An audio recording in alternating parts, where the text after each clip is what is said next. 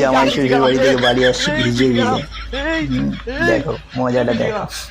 কই গো? আরে তুমি শ্বশুরবাড়ি থেকে ঘুরে চলে এলে, কিন্তু বাইরে তো জল পড়ছে। আরে জল পড়ছে বলেই তো তোকে ডাকছি, তাড়াতাড়ি আমাকে গামছা দে, কলা আলু সব ভিজে গেল। ঘাটে বলা বৃষ্টি পড়ছে বলে কি তোমার মাথা খারাপ হয়ে গেছে নাকি? কি উল্টোপাল্টা বলছো? পাগল জামাইয়ের মাথা খারাপ হয়ে গেছে, কলা আর আলু প্যান্টের পকেটের ভিতরে নিয়ে এসেছে যাতে না ভিজে যায়। ভিজে গেল, জল মাথায় হাসলাম তো ওই জন্যই বলছি। ও তাই বলো? আরে গামছাটা দে আমাকে, মাথা পাতা সব ভিজে গিয়েছে আমার। আরে কানা ওই দেখো গামছা নাও। এই তো আর বলছি আমার বাবা এখন কি করছে তুমি দেখে এলে?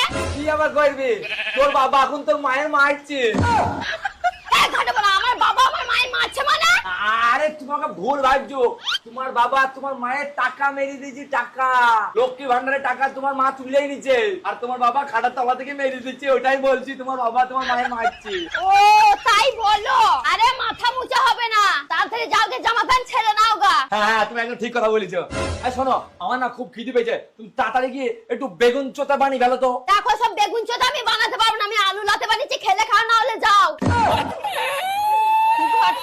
ভিডিওটা ভালো লাগলে লাইক করবে, কমেন্ট করবে, শেয়ার করে দেবে।